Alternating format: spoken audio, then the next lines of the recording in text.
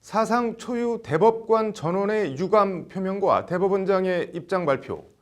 그 중심에 있는 게 바로 국정원 댓글 사건 원세훈 전 원장 재판에 대해 법원 행정처가 청와대와 주고받은 내용을 기록한 법원 행정처 문건입니다.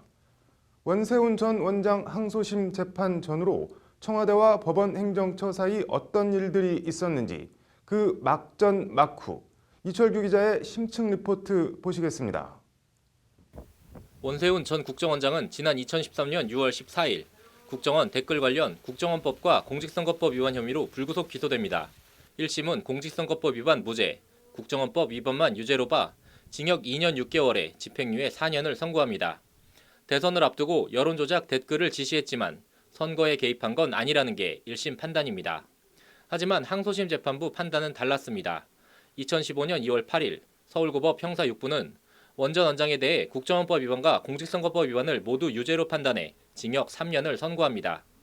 사이버 공간에서 특정 후보자 낙선 목적으로 특정 정당과 특정 정치인에 대한 지지와 찬양 내지 반대와 비방 의견을 유포하도록 지시했다는 것이 항소심 재판부의 판단입니다.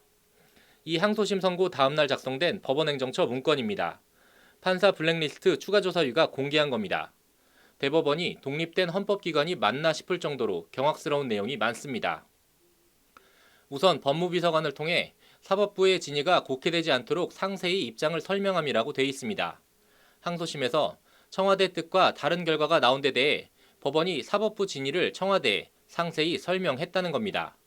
문건에는 또 항소심 판결 기록 접수 전이라도 법률상 오류 여부 면밀히 검토라고 돼 있습니다. 법원행정처가 항소심 판단을 청와대 뜻에 따라 잘못된 판단으로 보고 법률상 오류를 찾아내겠다는 겁니다. 여기에도 빠지지 않고 등장하는 이름이 있습니다. 당시 무소불위의 권력을 휘두르던 우병우 전 민정수석입니다. 문건에는 우병우 민정수석이 사법부에 대한 큰 불만을 표시하면서 향후 결론에 재고의 여지가 있는 경우 상고심 절차를 조속히 진행하고 전원 합의체에 회부해 줄 것을 희망했다고 돼 있습니다. 청와대가 법원의 판결을 가지고 불만을 표시한 자체가 부적절하고 이례적인 일이지만 이후 대법원 상고심은 우병우 수석의 희망대로 됩니다. 2달 뒤인 2015년 4월 대법원은 원세훈 전 원장 재판을 전원합의체에 회부하고 3개월 후인 그해 7월 일부 증거 능력을 인정할 수 없다며 공직선거법 위반 무죄 취지로 사건을 서울고법으로 파기 환송합니다. 우연의 일치로 보기엔 너무도 공교롭게 맞아떨어집니다. 이 문건 내용을 놓고 대법원이 청와대의 신여냐는 비난이 법원 안팎에서 쏟아지자 대법관들은 어제 오후 전체 회의를 열고 김명수 대법원장을 제외한 12명 대법관 전원 명의의 유감 입장문을 내놨습니다.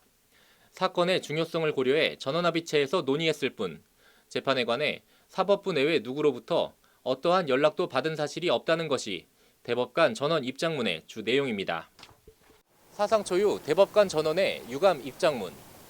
공직선거법 무죄 취지 파기환송을 받아든 서울고법은 지난해 8월 파기환송심에서도 공직선거법 위반을 유죄로 봐 형량을 더 늘려 징역 4년을 선고했습니다. 대법원 3부에 재상고된 원세훈 전 원장 사건에 대법원이 이번에는 어떤 판결을 내릴지 궁금합니다. 법률방송 이철규입니다.